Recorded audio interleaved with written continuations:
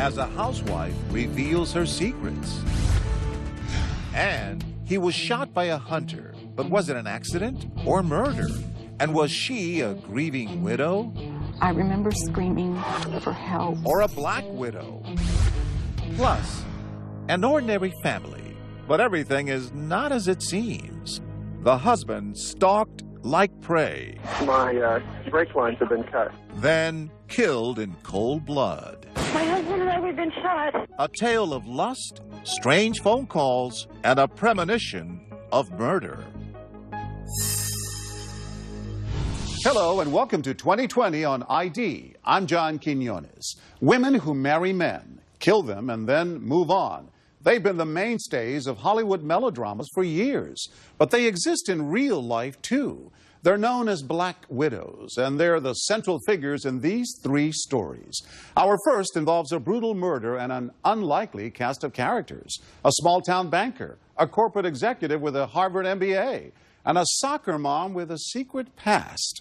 As Jim Avila first reported in 2005, it took over 2 decades for the truth to be discovered. At the center of a small Kansas town lies a peaceful campus, Mid-American Nazarene, a place for students who long to live their lives in the character of Christ.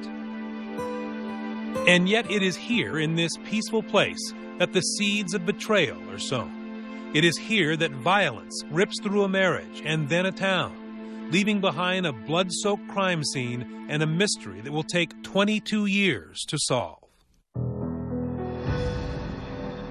But that was murder, and to begin with murder is to jump ahead.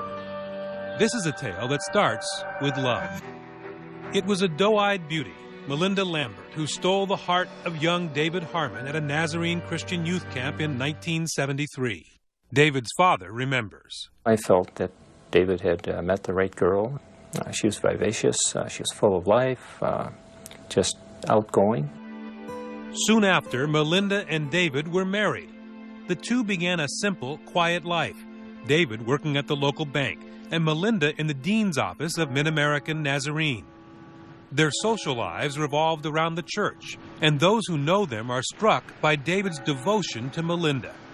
Kevin Jakubowski was David's close friend. I think he kind of idolized her. I don't know. That's the only way I know how to put it. I think he really, really was enamored and in love with his wife. I really believe that. But soon, Melinda meets a new friend at work, a younger, extremely charismatic student leader, Mark Mangelsdorf. Chris Lanius, now a Nazarene pastor, was one of Mark Mangelsdorf's closest friends. There was not a person that I thought more highly of than Mark. He was probably the most intelligent, mature, moral, Christian young man, the kind of guy you'd want your sister to date. It's Melinda who brings Mark into her marriage, introduces her new friend to her husband David. They play racquetball and attend church together regularly. They had kind of adopted Mark as the student pet project, but I had no idea how much time they were spending together because he never talked about it. After a while, Mark spends so much time at the Harmon's home that he almost seems to be a member of the family. I would pass by their house on a daily basis and would see Mark's car over there. And it was there all the time. And it seemed a little strange to me, but I just kind of chalked it up as, they've taken him under their wing. Then, on a cold, dark night, the intense friendship between the three would take on a more sinister light. It is February 28, 1982, when police get a frantic call.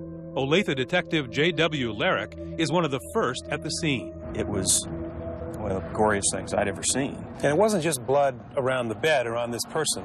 The ceiling, the walls, and the floor, and just unbelievable.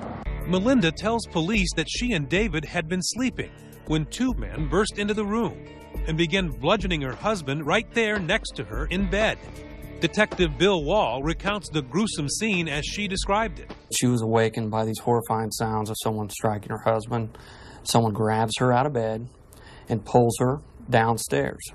During this time, she hears one suspect say to the next, "I think you hit him too hard, you may have killed him." Melinda tells police the intruders demand the keys to the bank where David works. She provides the intruder downstairs with the bank keys. and then she's knocked unconscious. Claiming she had been knocked out for an hour, Melinda stumbles to the apartment of her next-door neighbors, who call the police. When they arrive, detectives are immediately struck by three things. First, Melinda does not appear too concerned about her husband, David. She never asks anybody, what's the condition of my husband? She never asks. Then, Melinda asks the neighbors to make a call.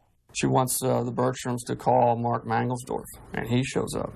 And when he gets there, just a few minutes later, police are struck by the fact that even though it's the middle of the night, Mangelsdorf's hair is wet. News of the gruesome murder reverberates throughout the small religious community. Kevin Jakubowski hears about his friend's death in church the next morning. I thought, I'm going to get through this, and I just fell apart. Police comb the area for clues as to who could have committed such a heinous crime. Time and again, they turn to the only two people with any possible link or motive, Melinda and Mark. But time and again, they are forced to turn away. The physical evidence just does not seem to be there. Melinda Harmon withdraws completely from public view, never speaking to David's parents again after his death. And Mark Mangelsdorf leaves town, the cloud of suspicion too much for him to bear. He seems more concerned about this than I thought he would be. But then again, if people were trying to charge you with murder, you probably would be. And he felt really cornered or marked or whatever and targeted. And my point was, Mark, it's going to be all right. I mean, they'll figure out that you weren't involved, so don't sweat it. David Harmon, the gentle young man who loved his wife, friends, and church, is buried near all of them in a quiet spot just outside Olathe. There would be no easy resolution to his murder, and his death would haunt investigators for 22 more years. Still to come, the police follow the trail back to Mark and Melinda when a soccer mom makes a startling accusation. In my heart, I know. Reigniting a cold case. Stay with us.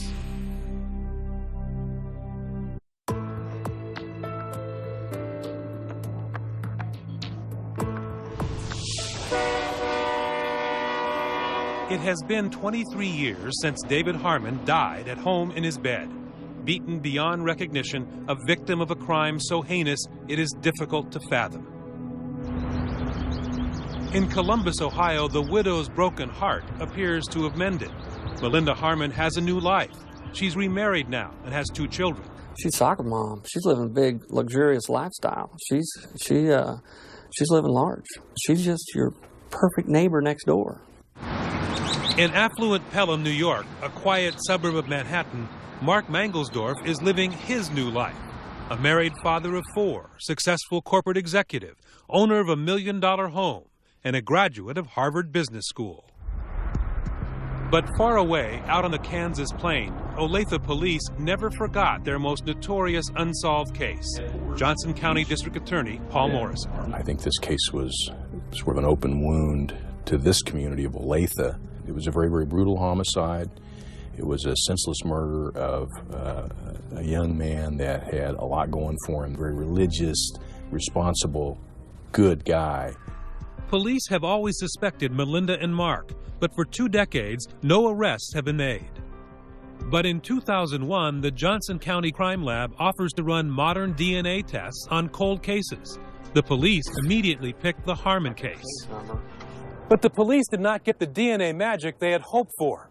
Much of the evidence had seriously deteriorated in the 2 decades since the murder. Despite a battery of tests, there still was no conclusive physical evidence tying Mark and Melinda to the murder. So the police decided to try something else. We needed a break. We needed someone to start talking. Olathe police decide to make a trip to this Tony Columbus, Ohio suburb, hoping, but never really believing, that Melinda Harmon will talk. She answers the door in her bathrobe.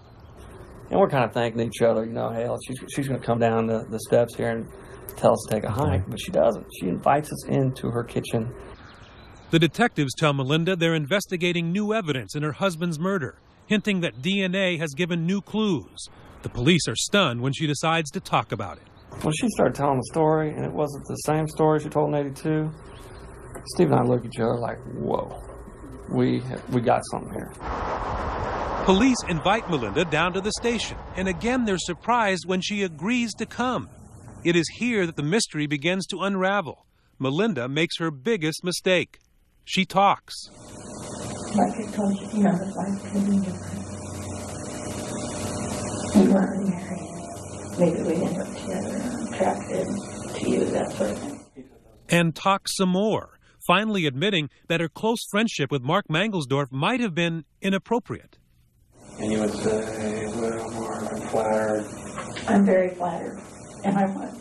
What Melinda says next implicates her and Mark Mangelsdorf. In my heart, I knew it was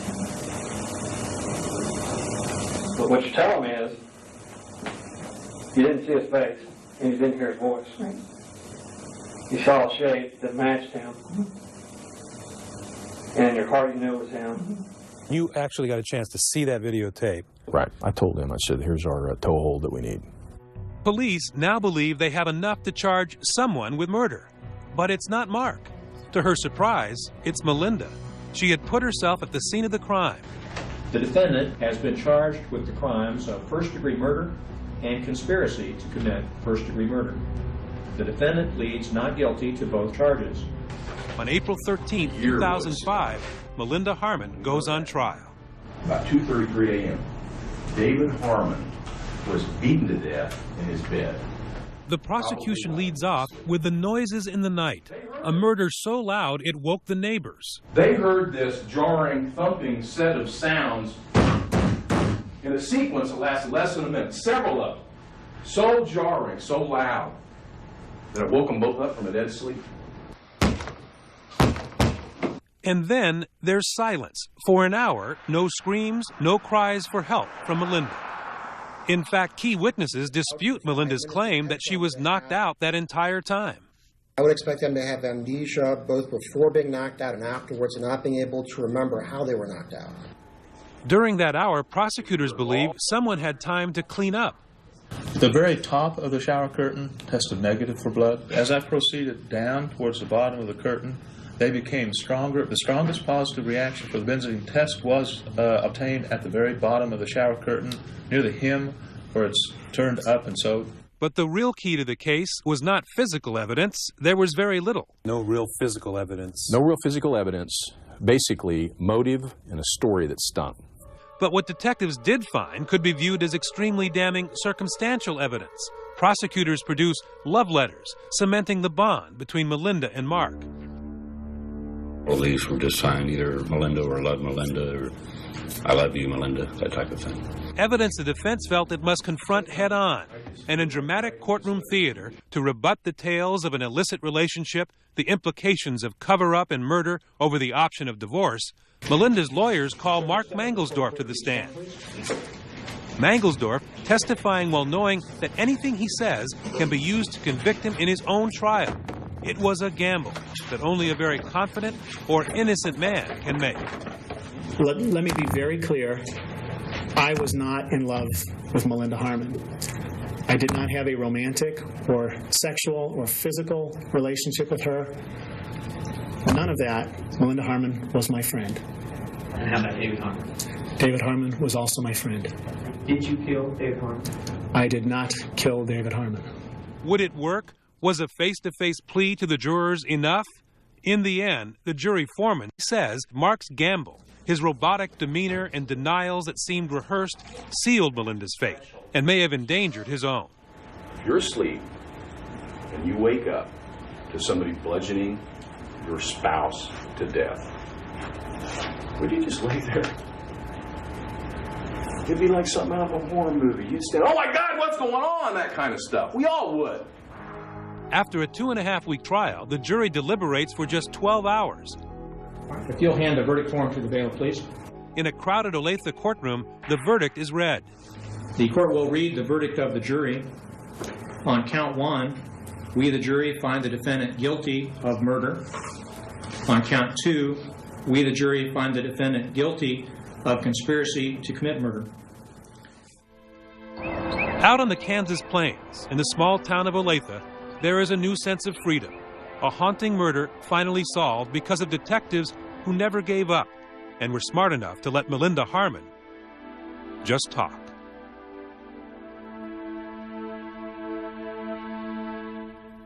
After Melinda's trial, Mark Mangelsdorf was also charged in David Harmon's murder. Melinda, who had been sentenced to life in prison, agreed to testify against him in exchange for a lesser charge. Both later pled guilty to second-degree murder and received sentences of 10 to 20 years. As of 2013, they're expected to serve only the minimum term. When we come back, a tragic accident. A hunter shot in the woods. I remember screaming for help. But some things just don't add up. He found a bullet hole in his back, and somebody wanted Mr. Dotson dead. Did his wife have a motive for murder? Stay with us.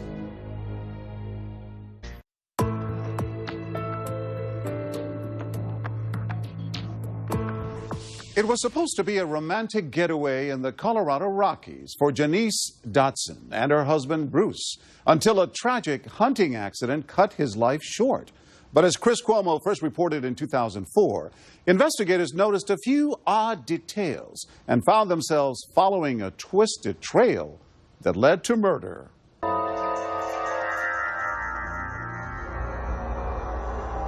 As the sun rises on the second day of hunting season, a horrible scream pierces the Rocky Mountain silence. I saw orange in the distance, lying on the ground. Janice Dotson runs to Bruce, her husband of just 3 months. He's bleeding, an orange hunting vest at his side. At that moment, I couldn't tell you what I thought had happened to him. He had been shot. Was he conscious when you found him? I remember screaming for help. I'd seen enough death to know when death was there in front of me. Camping nearby is Doug Kyle, a veteran cop who responds to her screams. He goes for a phone, knowing what Janice seems unable to accept. I said, I'm sorry. There's nothing we can do for him. He's gone. Go ahead, sir. There's a man been shot and killed up here? There was a man shot and killed up there? Yes. 48-year-old Bruce Dotson seems like a tragic casualty of the hunting season.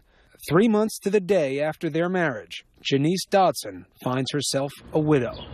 I spent a lot of time being angry with God. I spent a lot of time being angry with Bruce. I spent a lot of time being angry with myself. Friends couldn't believe the news, but what they knew was nothing compared to what they were about to find out. The day after Bruce Dotson was shot, an autopsy revealed he hadn't merely taken a single stray bullet. He'd taken 3. We rolled Mr. Dotson over and we found a bullet hole in his back, which was not consistent with the bullet holes in the vest or the other clothing. District Attorney Investigator Bill Booth is present at the autopsy. What do you now start to believe about this killing? It's a homicide. And somebody wanted Mr. Dotson dead.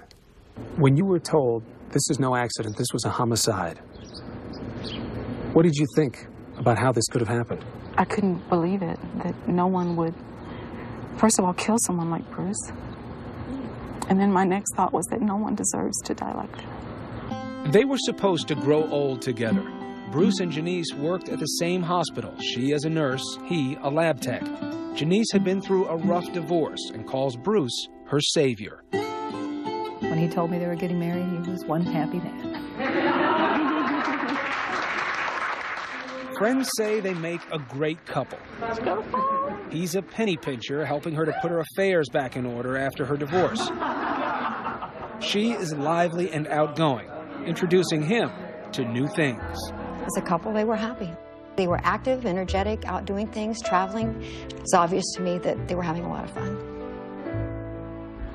Maybe right about here when he was first shot. Bill Booth and his partner Dave Martinez were determined to find out who destroyed the happy couple. You have to be able to put the killer in a kill zone. The first puzzle to solve is how Bruce Dotson was gunned down. They turned to the Colorado Bureau of Investigation for forensic analysis of the bullet wounds. The paths those bullets took to the dead man's clothing tell investigators a frightening story. He was walking the fence line. He was walking the fence line, walked about here when the first shot was fired at him. And the first shot ripped through his vest. The bullet misses its mark, piercing Dodson's clothing, but only grazing his skin. I believe that Bruce Dotson got to this location, took his vest off, and started yelling. Hey! You believe he's waving it over his head because he's trying to tell people, hey, I'm not a deer, don't shoot me. Correct. So he's now face to face with the shooter. That's what I believe. That's very cold-blooded. Yes, it is. And then he takes it in the chest. Takes it round in the chest, which comes right out under his arm. And then not only gets shot facing, but now he probably gets shot in the back. Yes, he falls to the ground. The final shot coming through the fence post, the bullet separating, and a core from that bullet wound up hitting Mr. Dotson in the back, severing his spine. So where was the shooter? You see that post? See the hole? Police believed it was made by the third bullet. A string leads them to this spot, the assassin's nest, where they discovered a spent cartridge from a .308 caliber bullet. A different weapon than either Janice or Bruce were hunting with. What did you find early on that you found suspicious? Janice Dotson's ex-husband, J.C. Lee, was camped 3/4 of a mile as the crow flies straight down his fence line. And what did you find out when you took a look at him? J.C. Lee had reported a .308 rifle stolen. He said it was stolen the day before this murder. We thought that was very suspicious. Was there any thought in your mind at all when you found out that J.C. Lee had been there, that he may have been involved with what happened to Bruce Dodson? There's a part of you that doesn't want to believe that someone you have children with, grandchildren with, would do something that devastating to hurt you. But did it come into your mind? Yes. District Attorney Frank Daniels admits he's fascinated with the case. In fact, he writes a book about it called Dead Center. If that shot had been 2 inches to the left, this case would have been chalked up as a hunting accident. I never would have seen it. There were 2 more shots fired, killing Bruce Dodson. But that first bullet had never been found, and investigators need it. You've got the fence post with a bullet hole in it. You've got the shell casing up in the clump of oak brush. You know where the victim was.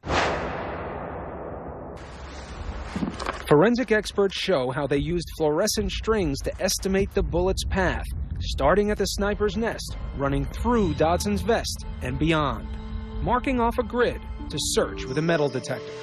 Defying all odds, under several feet of brush, they find a .308 caliber bullet, matching the shell found in the sniper's nest, and more importantly, matching the type of rifle Janice's ex-husband reported stolen. When you find the bullet and find out it's a .308 caliber, same rifle, could have come out of the rifle that was J.C. Lee's. Isn't that your man? Well, it's his rifle. It's the man's rifle. Investigators had the wrong guy. J.C. Lee has an alibi. His boss along for the trip confirms it, and it checks out. Investigators are back to square one. By a little stake in Then, the ground. Booth and Martinez realized something they'd overlooked before. Bruce and Janice's campsite was awfully close to Kyle the cop. We thought it was kind of rude that they would, come on in and camp right in almost practically on top of where we were at. And that hits you as strange, right? Yeah, very strange. Because you don't want to camp near other hunters. This is millions of acres up here, and you don't camp next to them. Turns out it wasn't a random decision. Janice had been to the mountain without Bruce just a few weeks before. Was she there to plan a murder?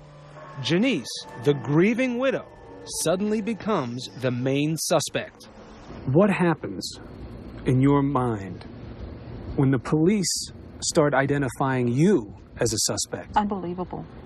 How could they look at me? Investigators say the more they looked, the more they found incriminating Janice. This was her assets. She'd taken out 3 insurance policies. She made sure to get wills done. Bruce owned 2 homes. To have the property put into both their names during this 3 months since they were married. All the insurance is in your name. The will in your name. Funeral plans laid out already for Bruce. How do you explain that just 3 months into marriage? By the fact of me saying that Bruce took my pay, my life, and helped me organize some areas that I needed help in. She had this plan when she married him that she was going to kill him for his money. I believe that's why she married him. Did you kill Bruce Dodson? No, I did not. I had no reason to kill Bruce Dodson. Sure enough, investigators say soon after Bruce's death, Janice starts cashing in. She closes his bank accounts, settles his IRAs, and badgers the life insurance companies to pay off. Then, she sells his home, his car, even his horse, Glory. Still, investigators need more. We had to put Janice with the gun, and we couldn't do that for a long time. The big break in the case would come from a piece of evidence the police had had since day one. Slogging through the mud in this pond looking for the rifle, investigators don't find the murder weapon, but do notice the mud consists of a special clay, bentonite, used as a liner in this man-made pond, the only place in the area with bentonite. We started thinking, the mud, Janice had mud on her coveralls. The cops still had the dirty coveralls taken into evidence on the day of the murder, and a crime lab finds a match, traces of bentonite. Why is that mud on your clothes? All the places that I crisscrossed from, there's no way that they could go to every place and see where I had walked that day. In the area where you were walking, the only place where that bentonite clay is where J.C. Lee was camping. I don't know. I'm not a geologist. For authorities, it's the final link connecting Janice to the weapon by connecting her to J.C. Lee's camp. It was the littlest thing, and it was overlooked for almost 3 years. Booth and Martinez arrest Janice. Who else falls into those categories of having means, motive, and opportunity to kill Bruce Dodson, except for Janice? But there's no motive. I didn't do it. And I can't say it enough. Bruce is still a victim. But the jury doesn't believe her and finds her guilty of first-degree murder. You loved Bruce Dodson. I still do. You understand what Bruce Dodson's final moments were like. Yes, I do. Whoever shot him had to shoot at him looking at him, and then shoot him again when he turned away. The only way I can live with this is that I have the peace of knowing I didn't do it, and the prayer in my heart that someday the truth will win out. Janice is now serving a life sentence without the possibility of parole for the murder of her husband. I think he was a good man. He was a nature photographer, liked to backpack, go hiking around, take pictures of the beauty of nature in western Colorado. And he liked to hunt. Well, no. John Bruce Dodson was really an animal lover. He had never been big game hunting in his life. It was Janice who was the hunter. Janice Dodson appealed her sentence unsuccessfully, and she remains in prison. When we come back, a mysterious attack. I've been shot. My husband and I, we've been shot. And the killers tried it before. I'd like to report a crime. My brake lines have been cut. Someone had murder on their mind. Stay with us.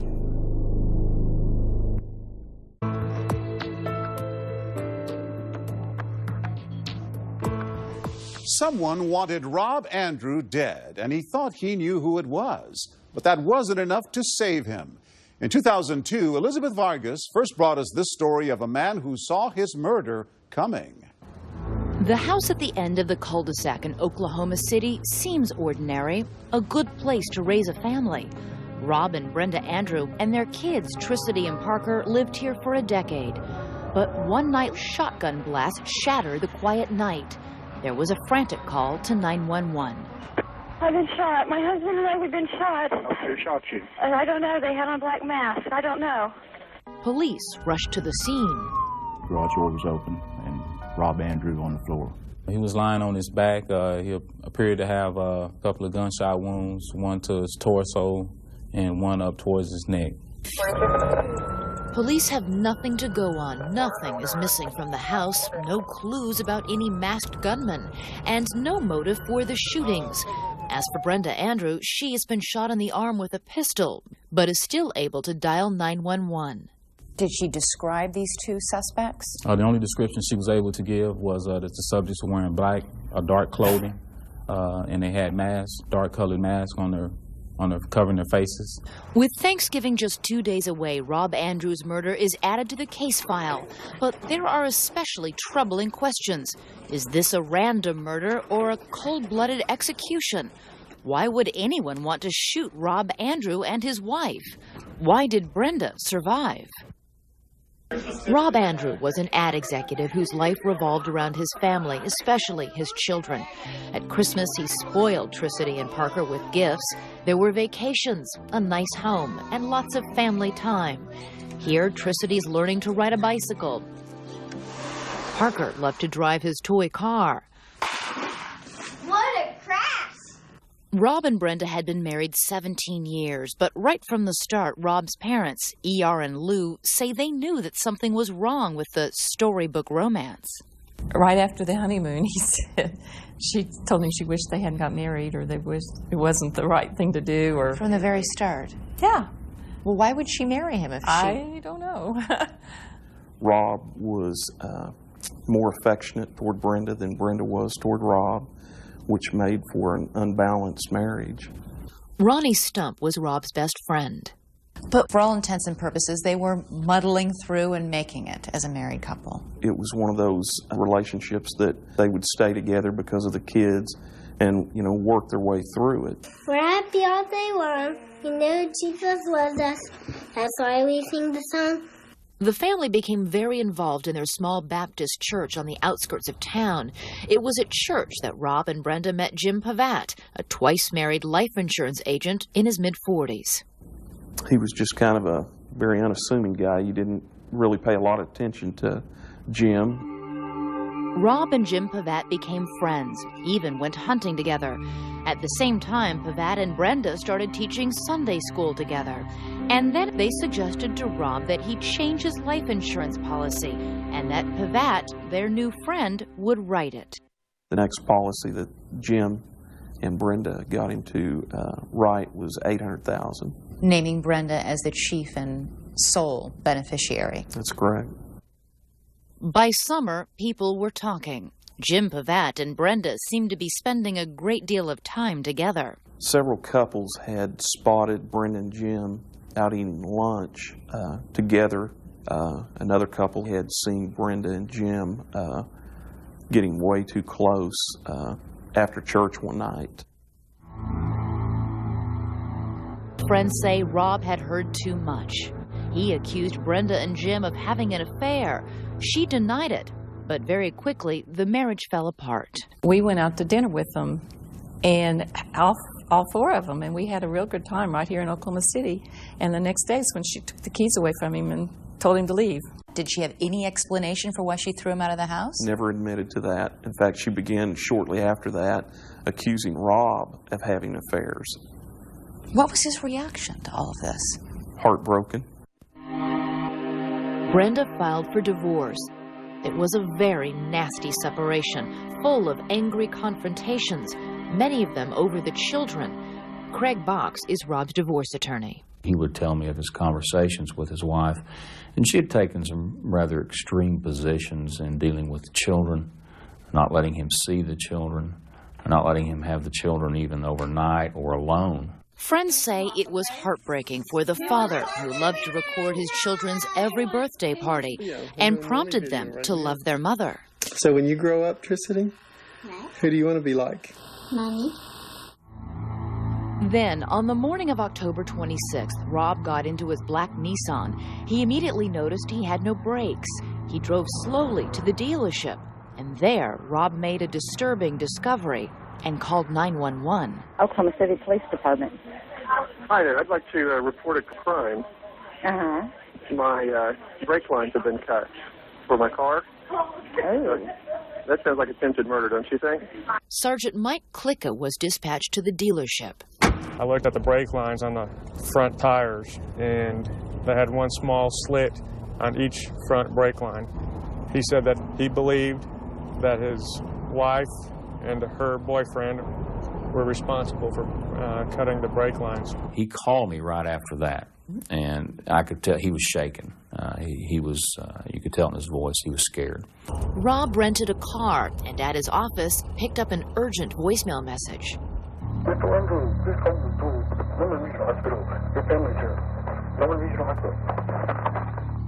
He raced to the hospital, but it's a hoax. His family wasn't there.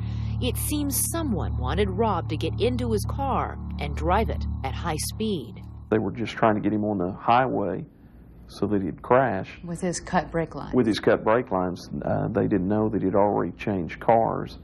So I had told Rob to be very careful because we didn't know if they were waiting for him there or what was going on. When we come back, Rob Andrews' worst fears come true, and Brenda disappears. Thursday she didn't call? No. Friday she didn't call? No. Saturday? Sunday? Nope. And were Rob Andrews' last words a clue to his killers? I heard what I believe was the garage door coming up. He said, "I'm going to have to let you go. They're coming out." Stay with us.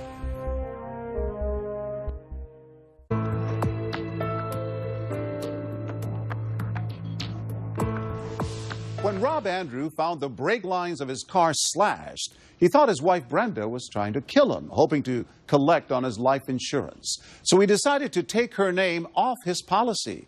But that proved to be more difficult than he imagined, and it wouldn't be enough to keep him safe.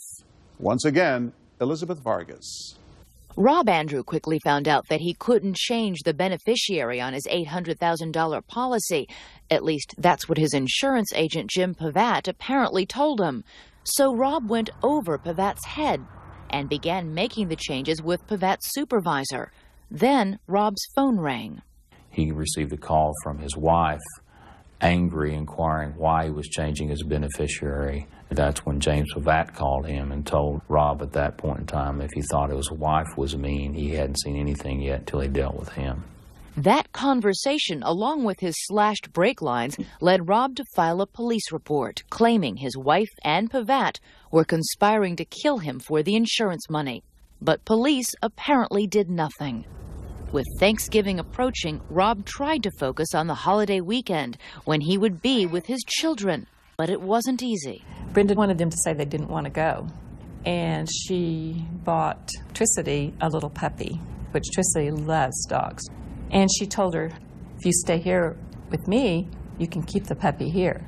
But if you go with your dad, you can't take it.